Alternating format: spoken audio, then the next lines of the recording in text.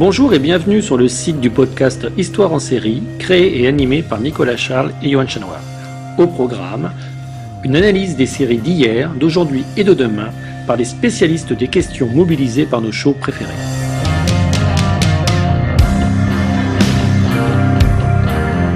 Histoire en série, c'est le podcast qui met en relation histoire, sciences humaines et séries.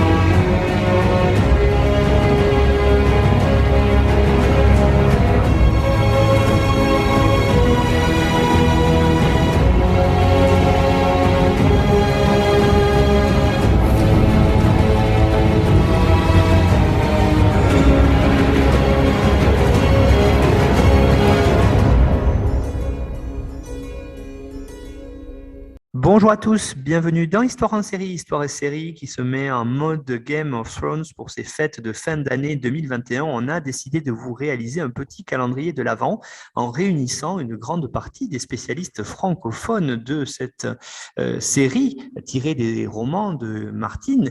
Et du coup, on retrouve pour une deuxième émission avec nous une des spécialistes, c'est Aurélie Passy. Bonjour Aurélie. Bonjour. Alors Aurélie, vous êtes doctorante en histoire ancienne, mais surtout vous êtes une des spécialistes de Game of Thrones puisque vous avez publié en compagnie de Thierry Soulard qui viendra lui aussi faire une émission avec nous, un ouvrage qui s'intitule La clarté de l'histoire, la brume des légendes. Donc sur les ouvrages de Martine, c'est vraiment plus sur les livres que sur la série TV, sur les rapports notamment de Martine à l'histoire, sur ses sources sur le sujet, sur la façon dont les inspirations historiques et surtout l'imaginaire historique peut servir à la construction de la saga littéraire. Et puis vous êtes aussi, on en parlera d'ailleurs avec eux, une des membres de la Garde de Nuit, une association de fans de Game of Thrones avec qui on fera une émission sur les fans de cette série. Donc aujourd'hui, Aurélie, vous êtes venue évoquer avec nous l'autre continent, non pas Westeros, le continent où se passe la majorité de l'action dans Game of Thrones, mais le continent d'Essos. Alors peut-être, pour commencer cette émission-là, essayez de nous définir la géographie imaginaire de Martine. Qu'est-ce qu'il veut dire quand il représente Essos ? Alors, Essos, effectivement, c'est un continent qu'on a, donc Essos l'Est, le continent qui est présent dans Game of Thrones. Alors, ce qui est intéressant, c'est qu'il est assez peu nommé en tant que tel, en tant que Essos. Sur l'ensemble de la série, c'est une dizaine de fois à peu près, et on l'entreaperçoit dans les génériques, alors jamais en entier, et pourtant tous les spectateurs le connaissent. C'est la carte, tout le monde connaît la carte dans laquelle il est figuré, et c'est vraiment aussi devenu un symbole de la série télévisée. C'est le lieu donc où évolue Daenerys Targaryen jusqu'en saison 6, Jorah Mormont, où on retrouve également Arya en formation entre les saisons 4 et saison 6, ou Pastirion, où on rencontre Vergris et Missandei, etc., etc. Une terre de magie, où on voit la naissance des dragons, une terre aussi de danger et de cruauté, une terre d'émerveillement et une terre où il y a des peuples aux cultures vraiment très différentes, qui sont vraiment assez différentes entre elles. Et cela est marqué visuellement dans la série. On va essayer d'un petit peu de voir ça. Essos fait en fait la synthèse de plusieurs inspirations historiques et de plusieurs imaginaires. Florian Besson a déjà beaucoup débroussaillé le sujet dans sa très intéressante émission. Et donc, on va essayer de voir un petit peu plus en détail sur des aspects un peu plus précis, notamment liés à l'Antiquité, mais pas que. Aurélie Passy, si on vous suit, en fait, on se rend compte que le monde dans Game of Thrones, c'est véritablement un monde où les inspirations historiques sont très marquées et vraiment spatialisées. Oui, c'est ça qui est intéressant. Alors, Game of Thrones est connu pour ses inspirations historiques, alors, ou plutôt tirées d'un imaginaire historique plus ou moins juste, détaillé ou fantasmé. Il y a beaucoup de chercheurs et d'historiens qui ont travaillé dessus, avec un Westeros médiévaliste, je ne reviens pas plus en détail dessus, mais on a aussi un nord du mur, au-delà du mur, qui puise dans la préhistoire un petit peu, mais aussi dans les peuples germaniques de l'Antiquité.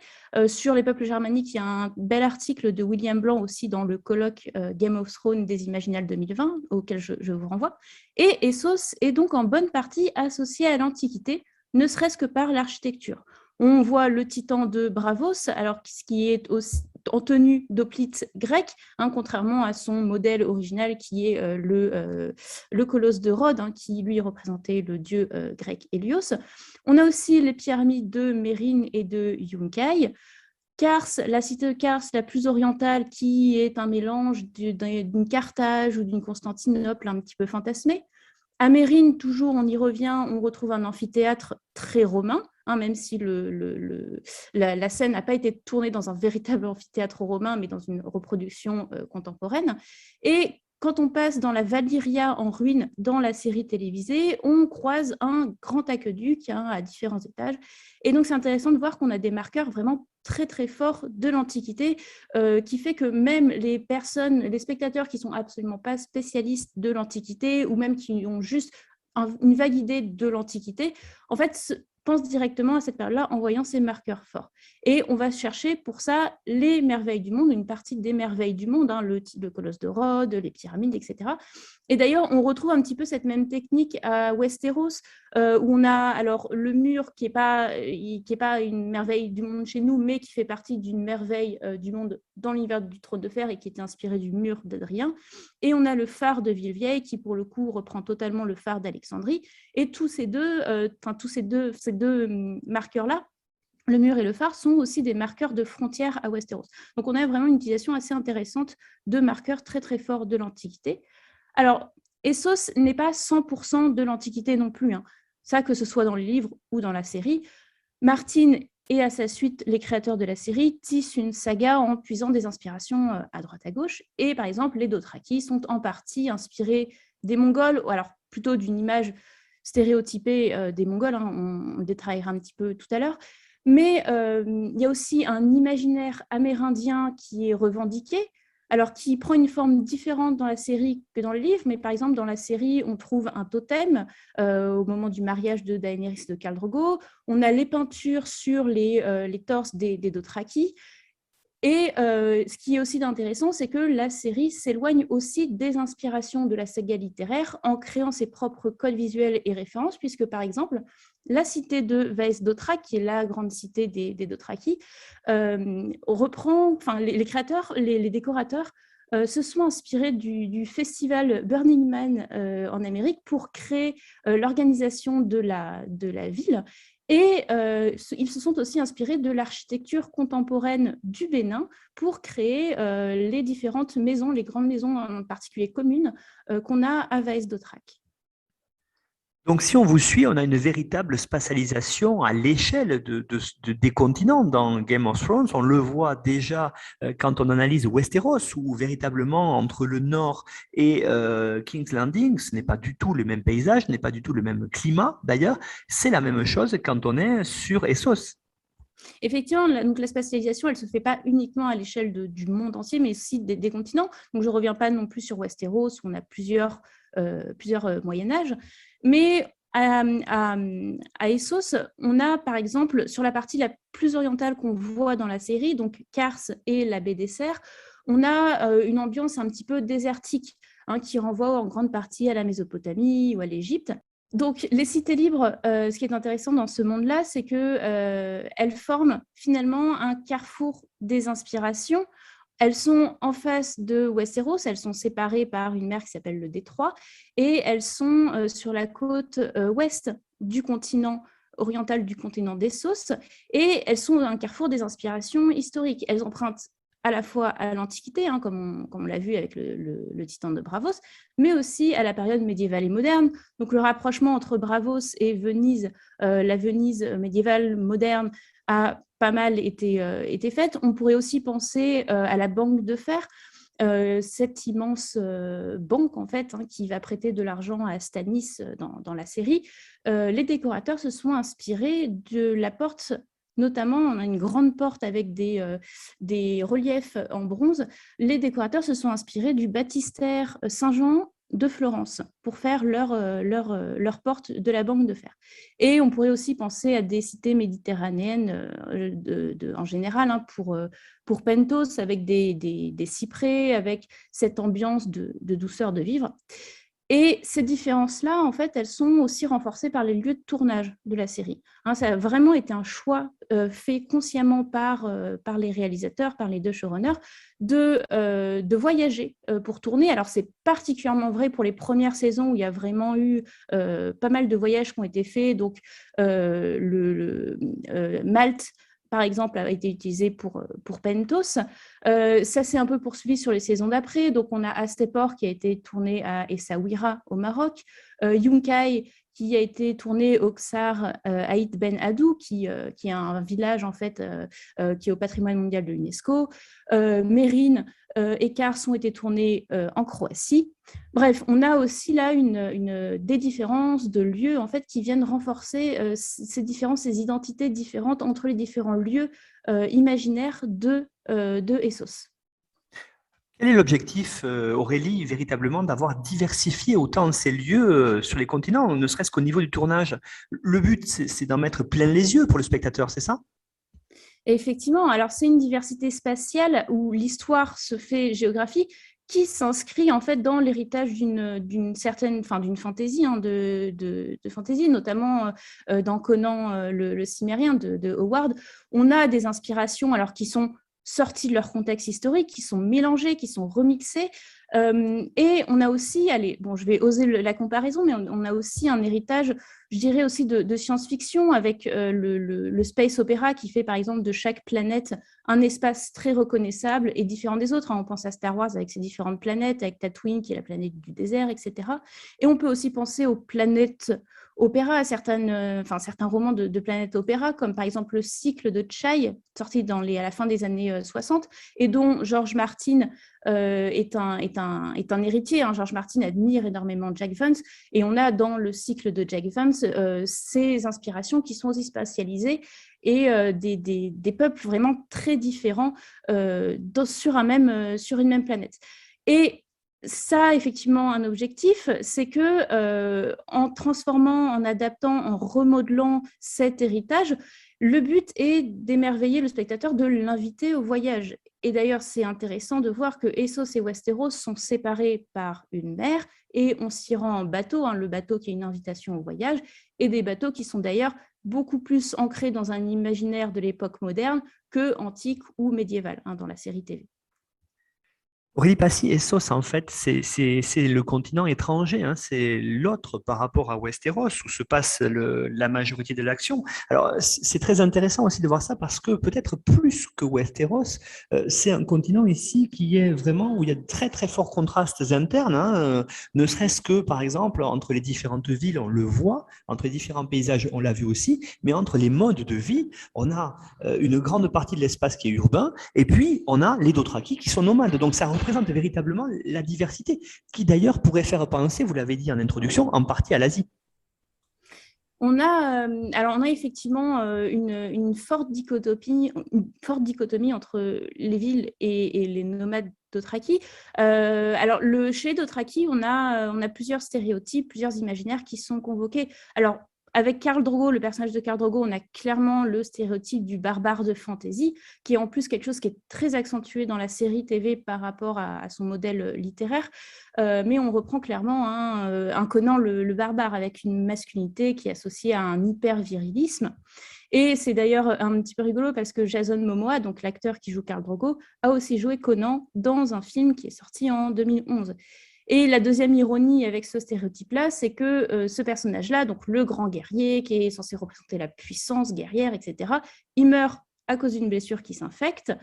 Et dans les livres, d'ailleurs, on ne le voit absolument jamais se battre, contrairement à la série où il a une petite scène de combat. Mais voilà, donc on est sur un stéréotype qui est un petit peu écorné.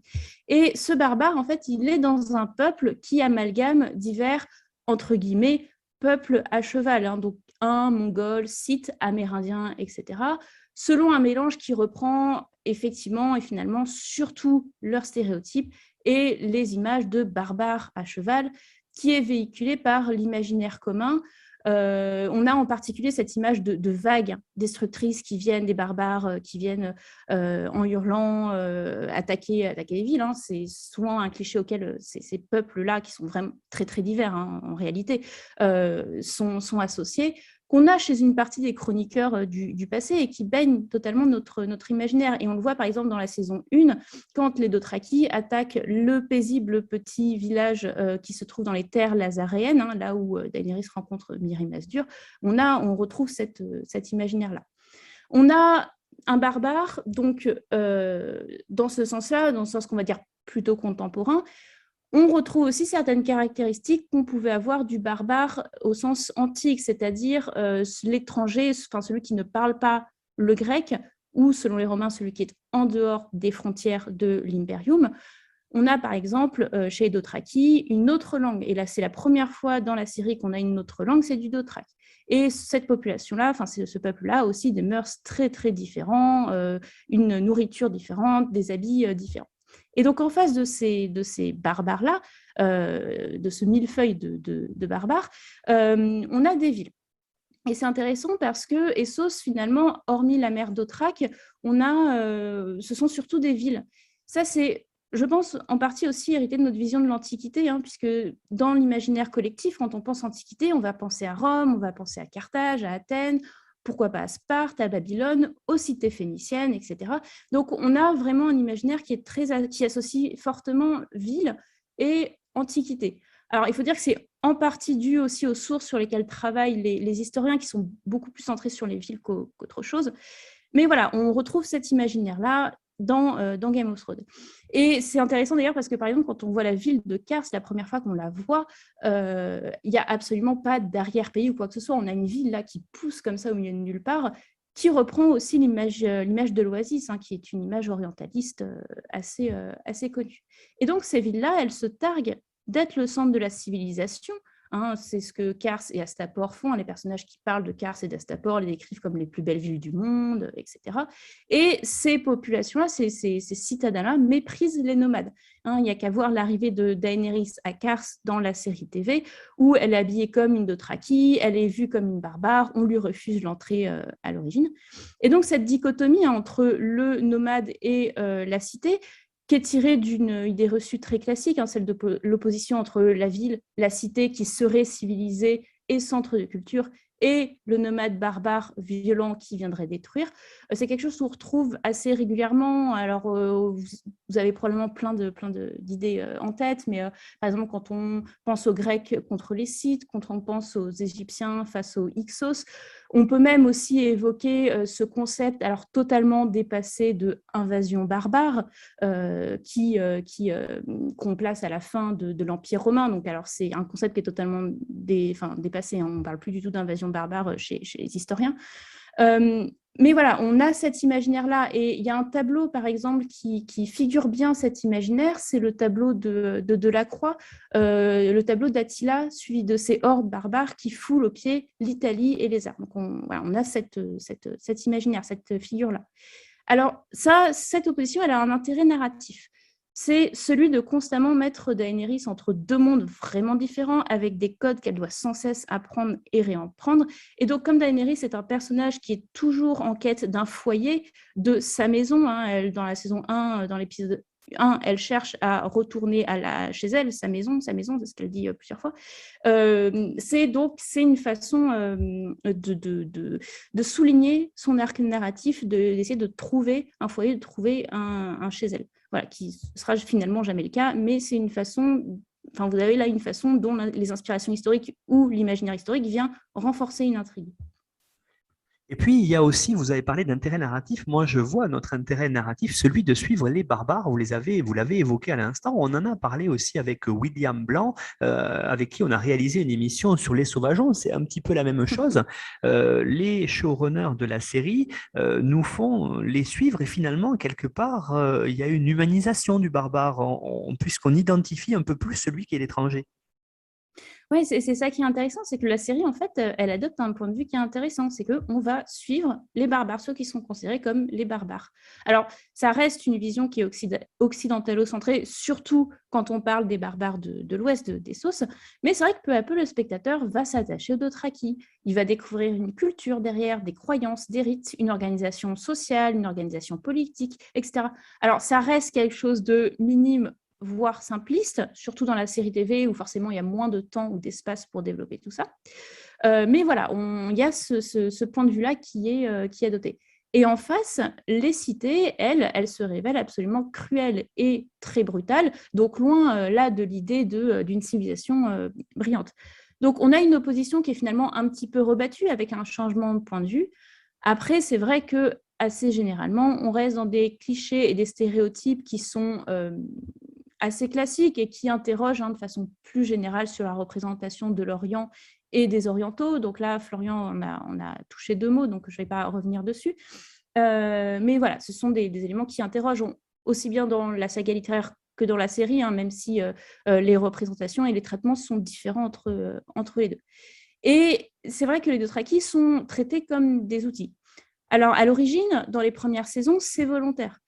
Parce qu'ils sont vus comme des outils uniquement dans la conception de Viserys, Viserys Targaryen, le frère de Daenerys, qui est un personnage absolument pathétique et exécrable, alors que justement, au contraire, Daenerys, elle s'intéresse à leur culture, elle s'intéresse. On a des noms de personnages Dothraki en saison 1 et 2, et pas uniquement par Khal Drogo. On a tous les 100 coureurs, à la fois de Khal Drogo et de Daenerys.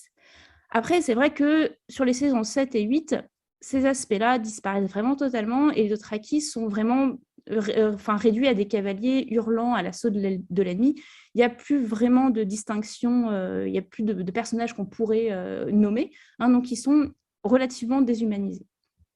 J'aimerais maintenant, Aurélie, qu'on en revienne à l'Antiquité et à sa représentation dans la série à travers notamment les exemples des cités de Essos les plus orientales. Je pense notamment à Kars et à la baie des Cerfs. Alors, quel imaginaire, là, les showrunners de la série ont repris? Et puis, surtout, quel intérêt narratif d'avoir situé une partie de l'action, vous l'avez dit, de suivre Daenerys petit à petit, libérer par exemple la baie des Cerfs, d'avoir situé cela là-bas. Alors, on va se concentrer sur les deux parties les plus orientales, Kars et les cités de la baie des Cerfs. Alors, sur Kars, on a tout un imaginaire du merveilleux, de l'exotisme et qui est associé aussi à l'Orient. Les princes marchands justement qui accueillent Daenerys reprennent un costume dont la coiffe est inspirée de prêtres orthodoxes. Les murailles de la ville de Kars sont un mélange entre l'architecture ottomane et de l'architecture mésopotamienne. On peut penser à la porte d'Ishtar, par exemple.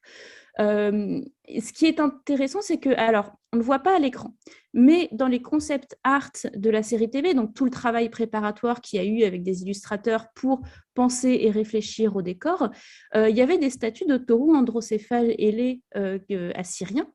Donc là, ils ont pensé au moment de la conception de la série à cet imaginaire antique et oriental.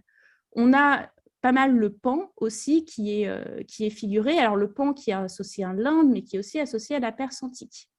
Donc on a ici tout un imaginaire qu'on pourrait finalement un petit peu résumer au tableau de William Turner, Didon à Carthage, dont la mise en scène, dont l'inspiration, je pense que ça a été une des inspirations de l'intérieur de Kars qu'on voit en saison 2, au moment où Daenerys arrive en fait devant Kars et que les portes s'ouvrent, on a un tableau en fait quasiment. Donc voilà, vous pouvez aller voir le tableau de William Turner là-dessus. Et alors, ce qui est intéressant, c'est que avec Kars, ce que les showrunners voulaient aussi montrer, c'est que sous cette richesse apparente, cet exotisme, il y a une traîtrise, il y a des choses qui sont un peu plus pourries. Hein. C'est aussi incarné par les costumes des Carsiens, où Michelle Clapton, la costumière en chef de la série, a fait des costumes qui, sur le devant, sont très riches, très beaux, très recherchés, mais qui, derrière, ne sont finalement que de la toile de jute. Concernant la baie Dessert, maintenant, alors plusieurs caractéristiques, plusieurs imaginaires antiques apparaissent. Alors, on a d'abord la démesure, qui est souvent associée à l'Antiquité, notamment l'Antiquité égyptienne. Par exemple, quand on arrive devant la porte de Mérine, on voit ces immenses statues de harpies vraiment gigantesques. Et là aussi, c'est intéressant parce que dans la série TV, cette porte, en fait, elle a été inspirée du temple de Dendera, le temple de la déesse Hathor en Égypte. Donc là, on voit cette reprise-là. On a aussi associé avec la cruauté des éléments antiques, donc la harpie, qui dans la mythologie grecque n'a pas forcément une image très positive, mais surtout les jeux du cirque, donc les jeux du cirque romain, qui historiquement ne sont pas du tout cette image de cruauté. Hein. C'est quelque chose qui était réglementé, c'était un spectacle tout à fait réglementé et avec un intérêt social, politique, etc. Mais c'est vrai que l'image qu'on a de ces jeux du cirque, des combats de gladiateurs, depuis le 19e siècle, souvent on le réduit à cette image de cruauté, de violence, de combat entre les gladiateurs. C'est par exemple l'image qu'on a dans I, Claudius. Et alors, petit point sur, enfin, l'élément le plus caractéristique, la pyramide. Alors, la pyramide, c'est un mélange de 3 inspirations dans la série télé. La pyramide égyptienne, la ziggourate mésopotamienne, en effet, avec cet aspect qui est très étagé.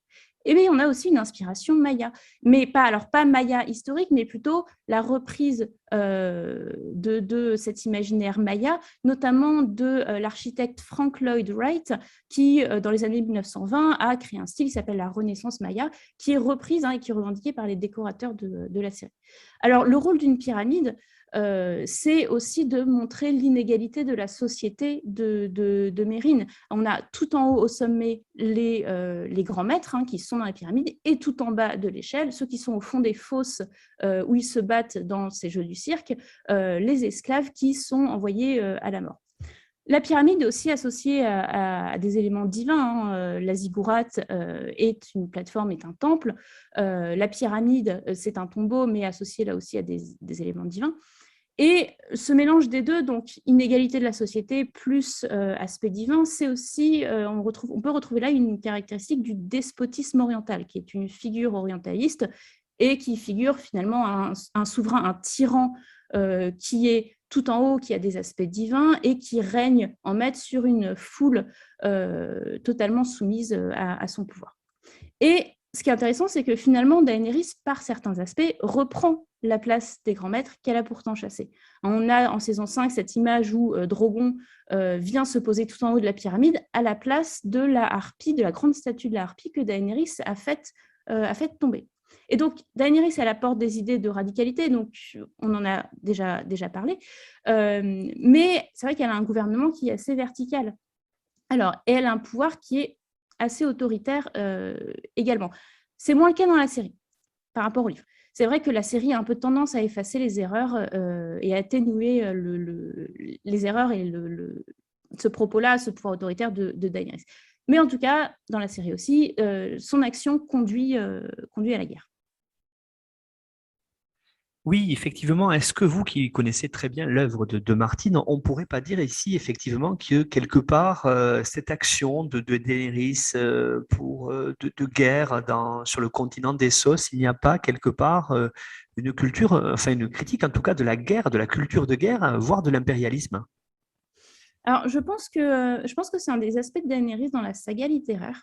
George Martin insiste beaucoup sur les aspects désastreux de l'action de Daenerys et sur les ravages que sa conquête fait en particulier sur la population fragile qu'elle voulait défendre. Hein. C'est la famine, c'est la guerre, c'est la maladie, etc. Donc, on peut se rappeler que George Martin a été objecteur de conscience pendant la guerre du Vietnam et une partie de sa bibliographie porte aussi ces thématiques-là. Concernant la série et son adaptation, donc l'adaptation de son arc scénaristique au format télévisuel, alors, l'action d'Daenerys est présentée uniquement comme une victoire, en fait, à Meereen. Hein, sur la fin de la saison 6, au moment où elle revient à Meereen et qu'elle s'en prend aux Yunkai et aux Astapori qui ont mis le siège devant Meereen, c'est présenté comme une grande victoire, les personnages se réjouissent, il y a une musique épique, etc. Et au final, cette partie-là, la baie des cerfs, disparaît totalement de la série d'un souffle de dragon, finalement, une fois qu'elle a juste imposé son autorité. Et d'ailleurs, elle renomme le territoire, hein, donc c'est une forme d'appropriation. Et elle impose Daario Naharis comme rang, en tout cas comme dirigeant. Et les habitants de Meereen, qui étaient pourtant en fait le grand combat de Daenerys, ils sont très absents de la série, ils sont absents de son retour. Donc il y a aussi une forme de déshumanisation.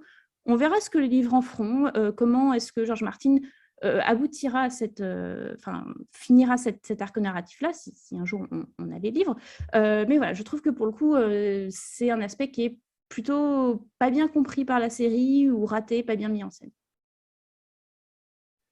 Aurélie Passy, peut-être en guise de conclusion ici sur cette émission sur Essos, peut-on revenir un petit peu sur l'Antiquité parce que à travers Essos, on a ce parallèle vers cette période-là de l'histoire, hein, puisque vous l'avez dit, Westeros, ça renvoie à plusieurs imaginaires différents, occidentaux, mais aussi médiévaux. Là, clairement, dans Essos, ça rappelle l'Antiquité. Oui, il y a vraiment un soin, une recherche qui a été apportée au décor, au concept, aux costumes, et on a vraiment aussi cette richesse des inspirations antiques, ces inspirations antiques qui sont multiples. Il y a de l'inspiration de l'Antiquité classique, mais pas que, l'inspiration de l'Antiquité orientale. On a aussi des inspirations qui ont des origines géographiques différentes, hein, Rome, la Mésopotamie, etc. Et on a aussi une reprise des inspirations qui sont passées au prisme des siècles passés, des inspirations. Donc j'ai cité quelques peintres. Il y a pas mal de peintres du 19e siècle qui ont repris, imaginé dans tout un courant romantique et orientaliste, qui ont repris et qui ont aussi forgé notre imaginaire de l'Antiquité classique et orientale. Et donc on a vraiment toute cette richesse-là. Hein. Et encore, je pense n'avoir fait que effleurer ces éléments, ces reprises-là. Et c'est intéressant parce que, alors c'est Stéphane Rollet qui, dans son livre, montrait aussi que le filtre de l'inspiration victorienne et de la reprise victorienne de l'Antiquité était commun à Essos, mais on le retrouvait aussi un petit peu à Westeros.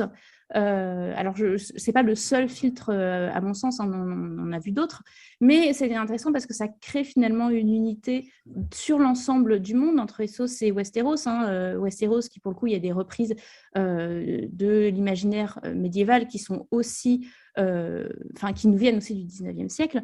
Et ça forme finalement quelque part une forme d'harmonie visuelle sur l'ensemble de cet univers, et ça contribue en fait à sa crédibilité et au fait que le spectateur sente que ce monde-là existe réellement et s'y investisse. Merci beaucoup Aurélie Passy pour cette émission sur Essos qui est venue compléter ce que Florian Besson nous a dit sur l'émission qu'on a enregistrée ensemble autour de l'Orient et de l'imaginaire oriental et orientaliste dans la série Game of Thrones. Alors, vous avez, on le rappelle, hein, coécrit avec Thierry Soulard l'ouvrage La clarté de l'histoire, la brume des légendes dans Game of Thrones, plutôt sur les ouvrages. Hein, et puis, comme vous l'avez dit, Aurélie, hein, vous êtes une spécialiste spécialiste de l'histoire de l'Antiquité, donc vous avez bien vu, bien sûr, tous les parallèles qu'il y avait dans le continent d'Essos avec différents monuments ou traditions antiques dans tous les cas. Donc, vous nous avez fourni, comme tous les intervenants et intervenantes du podcast et de cette série d'émissions sur Game of Thrones, une bibliographie indicative que l'on retrouve sur notre site internet histoireensérie.com. Et puis, vous pouvez retrouver le résumé de l'émission ainsi que les liens pour aller l'écouter sur toutes les plateformes de podcast et sur YouTube et Spotify sur le site de notre partenaire nonfiction.fr. Aurélie Passy, il ne me reste plus qu'à vous remercier et puis à vous dire à bientôt pour une nouvelle émission. Eh bien, merci pour ce podcast et à bientôt.